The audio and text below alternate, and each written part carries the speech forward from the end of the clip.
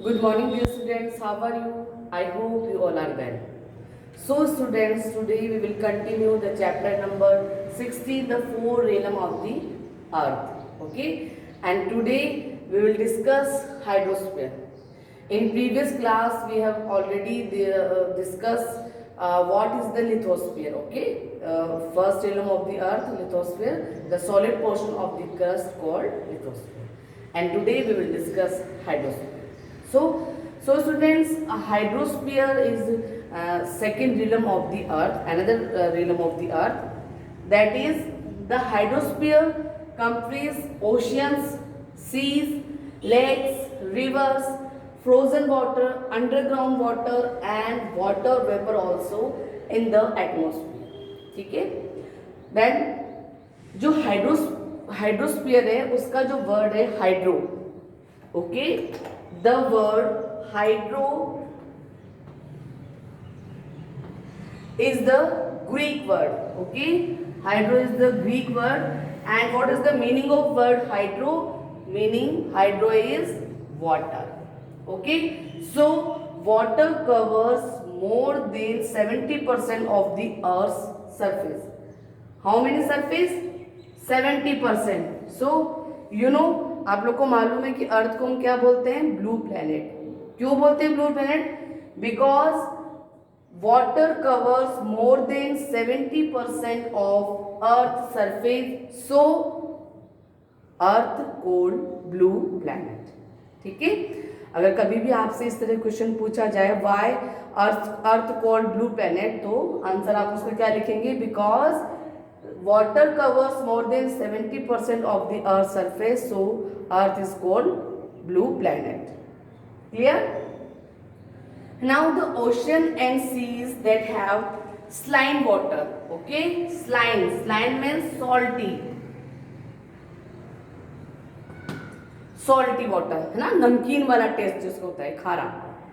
And कितना percent है salty water? 97.3% water है. ठीक है, वो किस तरह का वाटर है? स्लाइन वाटर है, जिसको हम अपने यूज में नहीं ले सकते हैं बिकॉज उसका जो टेस्ट है वो कैसा होगा? खारा या सॉल्टी. और 2.7% ऑफ द वाटर क्या है? फ्रेश वाटर है. ठीक है, मीन्स ओनली 2.7% वाटर ही हम अपने यूज के लिए ले सकते हैं. इसीलिए कहा जाता है वाटर इज वेरी प्रीशियस. ठीक है, so do not waste water. ठीक है, हमें पानी को कभी भी वेस्ट नहीं करना चाहिए. अननेसेसरी हमें वाटर को बर्बाद नहीं करना चाहिए. ठीक है, सो हमने देखा कि जो ये हाइड्रोस्फीयर है वो किन किन से मिलके बना है? Ocean, seas, lake, river, underground water, water vapour, ये सभी किससे मिलके बने? इन सब से क्या मिलके बना हुआ है? हमारा हाइड्रोस्फीयर. और हाइड्रो जो वर्ड है वो ग्रीक लैंग्वेज से लिया गया है, ग्रीक शब्द है वो, और उसका मीनिंग होता है वाटर. फिर हमने देखा कि हमारी जो अर्थ का सरफेस है 70% सरफेस वाटर से कवर्ड है, इसीलिए हम इसको ब्लू प्लैनेट भी बोलते हैं. ठीक है, और हमने देखा कि 97.3% वाटर स्लाइन है, ओनली 2.7% वाटर ही क्या है? फ्रेश वाटर है. सो जो ओशंस होते हैं, सीज होते हैं, इनका वाटर स्लाइन होने की वजह से हम क्या करते हैं? उनको यूज नहीं कर पाते हैं. ठीक है, अब हम नेक्स्ट बात करेंगे वाटर साइकिल की. What is the water cycle? Okay student, so ये जो वाटर साइकिल है या जो वाटर है वो क्या करता है? चेंजिंग करता है अपनी फॉर्म को वन फॉर्म टू अनदर, जो कि एक साइक्लिकल मैनर में होता है. और ये कहाँ होता है? सारी एक्टिविटीज हमारे हाइड्रोस्फीयर के अंदर ही होती है. The endless series of change undergone by water in the hydrosphere between the sea, air and land in on is the hydrological cycle और water cycle. See in this diagram हमने जो hydrological cycle बोलो और water cycle बोलो, एक ही बात है. इसमें क्या हो रहा है? आप देख पा रहे हैं, ओशियंस, सी में वाटर है, लेक में वाटर है, रिवर में वाटर है. ये क्या है? सन. सन क्या कर रहा है, गिव हीट फॉर एवोपरेशन, ठीक है।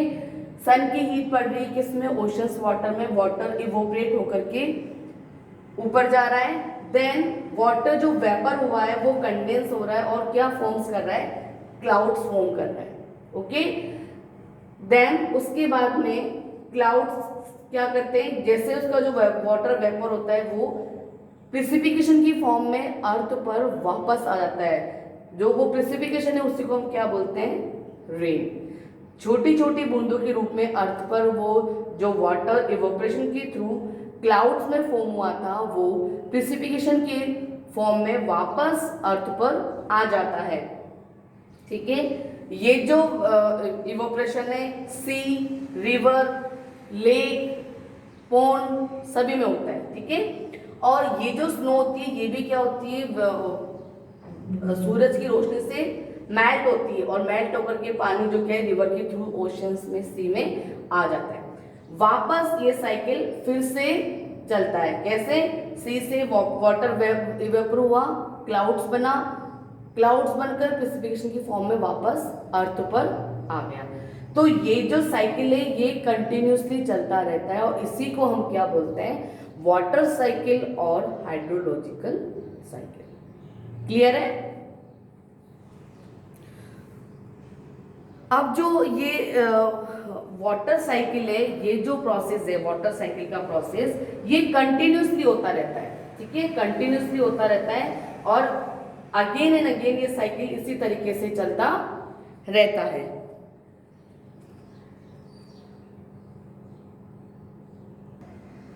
And next we discuss about oceans. You know how many oceans in our earth? 5. Okay, Pacific, Arctic, Atlantic, Indian and Southern Ocean. Okay, so the oceans form the major part of hydrosphere. There are 5 oceans.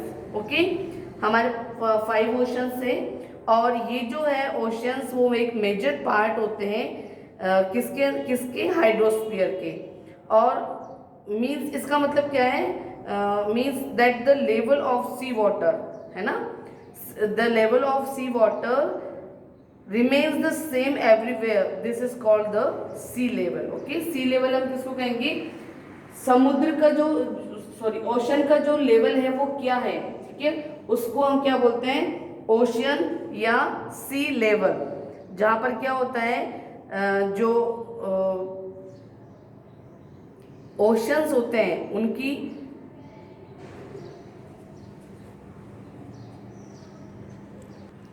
उनका जो level होता है ना उसी को हम बोलते हैं सी लेवल। ओके, अब पैसिफिक ओशन की बात का हम करें तो जो पैसिफिक ओशन है वो सबसे लार्जेस्ट ओशन है। ओके, सबसे लार्जेस्ट ओशन कौन सा है, हमारा पैसिफिक ओशन है सबसे लार्जेस्ट, और इसने 30% जो अर्थ का पोर्शन है वो कवर कर रखा है।